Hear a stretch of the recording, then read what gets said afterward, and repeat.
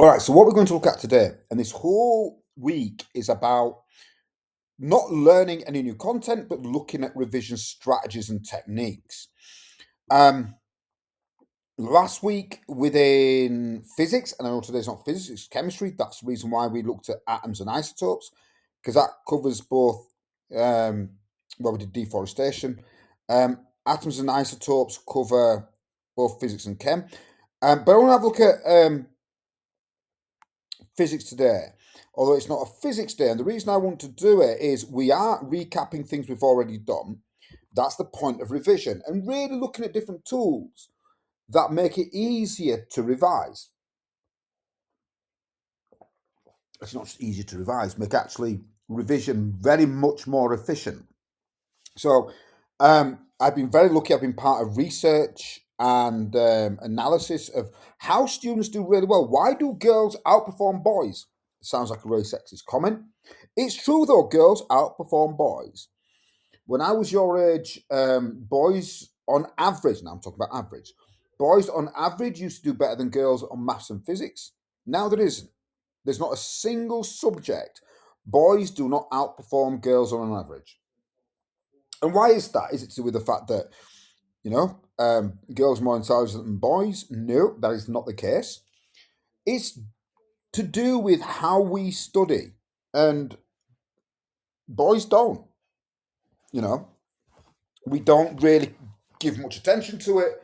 And again, I'm talking about on average, we are very unorganized and, we say, I'll just look at my book.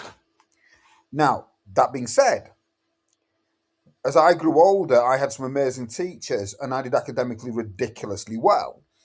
And that was because I was taught certain things. And one of the things I was taught is how do you learn? Reading notes doesn't work. We know that from studies.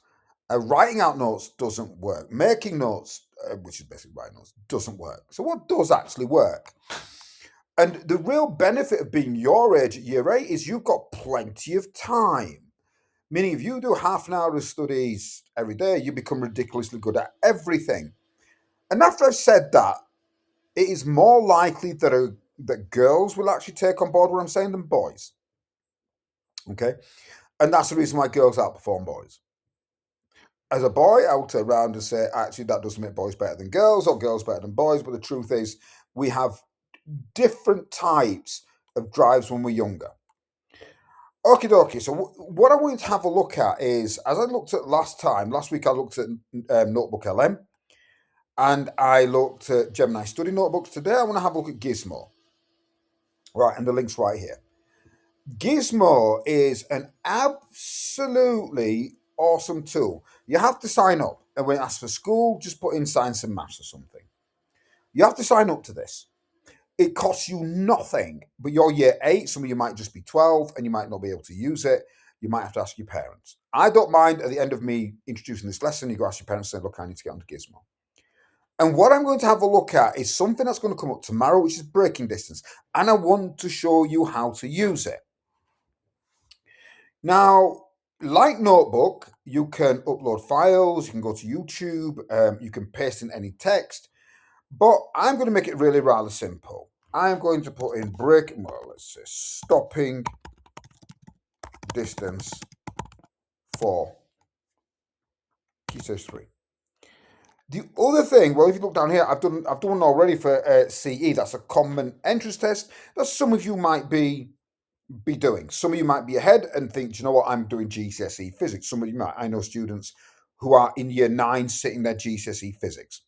So what I want you to do is I want you to be very flexible with this. I'm writing key stage 3 because a lot of you are key stage 3. If you're doing the IGCSE. If you're doing the common entrance, CE plus 13. I should really say 13 plus common entrance test. So whatever it is, right? You write that in there. I'm going to put braking distance, stopping distance, sorry, for key stage 3. More because I've already done it for common entrance, and that was year 7 common entrance. Braking distance is over here. So there you go. And that was GCSE. So we're going to look at stopping distance. So it's done all the research for us. And that's absolutely lovely, and that's very much like Notebook LM and Gemini Notebook. Powerful thing for me is not a step-by-step lesson. You want to do it, go for it. It's the memorize and generate. So it's going to generate flashcards. So it's going to generate flashcards, start memorizing. And you must. I've got all these different. It's made all the cards already. I'm going to say, right, I want to memorize the cards. But I want a new deck. And this time I want breaking distance. Oh dear. Breaking distance. This is key stage 3. All right. And that's it. It's done. Okay.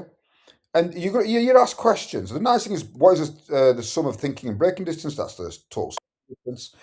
I knew that, but now I'm pretending I got something wrong. The distance a car travels while the driver reacts is I know it's thinking distance, but I'm going to call it braking distance.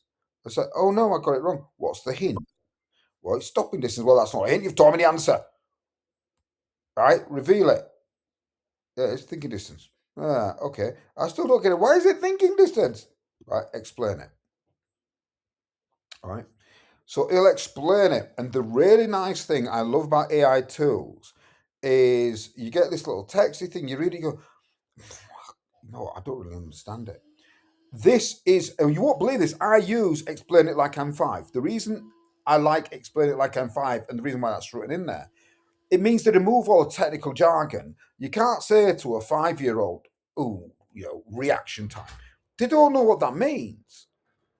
And I love that. And if I'm learning something new, I'm learning something, well, I'm going over something called Fusion 360, and I can turn around to an AI and AI tell me what to do step by step. I said, dude, you know what?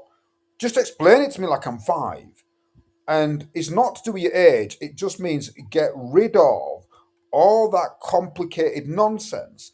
And to be honest, science is a language, but it's not science, if that makes sense. Science is a way of communicating certain ideas, but it's the ideas that are important, you know. So there you go. Ask a question. I want to ask a question. All right, click that and ask for more detail. So I really like Gizmo. I have too many students in year 11, year 13, and I said to them, just finished their exams, and I said to them, well, what are you doing your revision? Well, I'm going over my notes. Doesn't work, it's rubbish. All right. What are you doing for revision? Well, I'm rewriting my notes. Waste of time, doesn't work. The things that work are flashcards, mind maps, blurting, and these things work really, really, really, and card covers, they work really, really, really well. The problem is, I'll teach you something really, really advanced. The problem, the big problem, is your mood changes. All right. It's not that this whole idea that people learn in different ways. Yeah, we do. And it doesn't depend on me as a person. It depends on my mood. Sometimes, I'm like, oh God, I can't sit down for another hour. You know what? I'm going to go out for a run. Put on a podcast. I showed you how to make podcasts using Notebook LM. If you don't know, the link's right there. On the Miro board. Make a podcast. Put it on. Go for a walk in the park or something. No, I'm talking about year 11, year 13. I don't expect you guys to be working that hard.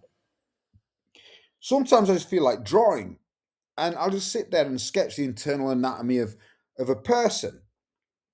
Because you have to do internal anatomy or the circulatory system, the heart, all that next year.